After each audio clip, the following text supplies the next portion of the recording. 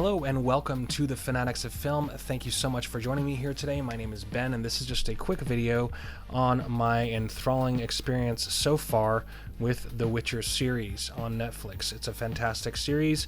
There's a very prominent distinction of morals and how morals and decisions are interpreted and tackled in this story. Although faced with persecution and judgment for his genetic makeup, our anti-hero is often faced with choices bouncing in and out of others' worlds, establishing a very high ground for our hero to stand on. I am very impressed by the writing of in this series because it bathes itself in spicy blood of the monsters that envelop the story, with character development and stories that continue to flow as they reveal past experiences that draw you in. There's a very large, deep world to immerse yourself in that's rich in history. This scene where the Witcher is revealing his first monster experience to his horse. The horse responds in a delightful and comical way, nodding and snorting in agreement or acknowledgement that his horse has also experienced these things in some way previous. So it's actually, the way his horse acts, it's actually, it blew me away at how well the interaction between him and his horse, like for some reason, they got a really damn good horse to act in this. So in this scene where the Witcher is revealing his first monster experience to his horse, it's really, really fun. It's actually really kind of funny and comical and fun. So from what I am gathering by this story so far, and please forgive me everyone, if you're out there and watching this video and you're a gamer and you love it, I would love to hear your input on it. Is it close to the series? Is it close to the is the show at all close to what you've experienced as a gamer or as a reader of the book, as a follower of this canonic material? Does it follow it pretty closely? According to what I've read and what I've seen, it does. So I'm curious to know what your thoughts are. Please let me know. So from what I'm gathering here about the story so far is that the Witcher is an assassin who kills monsters, but somehow he determines who are monsters and who they aren't, although sometimes those monsters are men. Earlier it seemed like they were establishing that he won't kill people, but I am realizing that he does sometimes.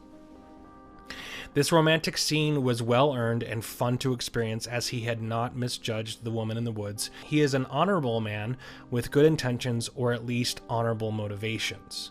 So here we are at the end of the episode 1, and where a city is invaded and tortured, left to its own demise through desperate fear and destruction and mass suicide. The future of this bleak world is propelled, however, by the sheer will to survive beyond the walls of where this princess has been living, left with no one she is caught.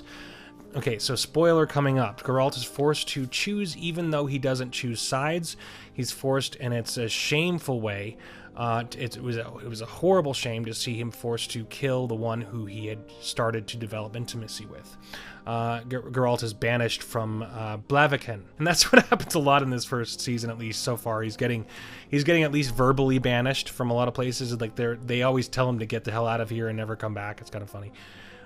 Every character is pushed through challenges, ones that don't feel very flattering to the person, but you find yourself caring for them deeply. As Princess Cirilla scrambles through a snowy forest, she realizes that she can procure the elements to her benefit with disguise.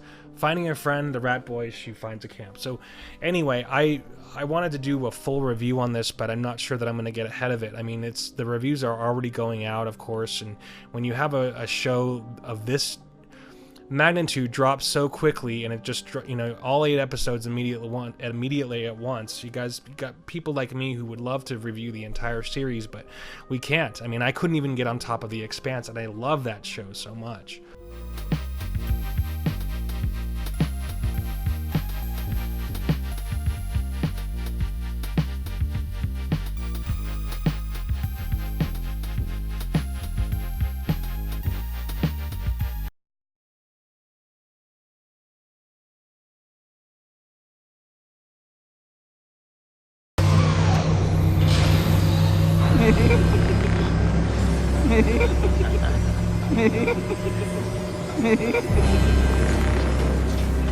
And Rian Johnson has been preaching about how he's working on a trilogy, yet this dumbass that runs Lucasfilm just said there are no more trilogies.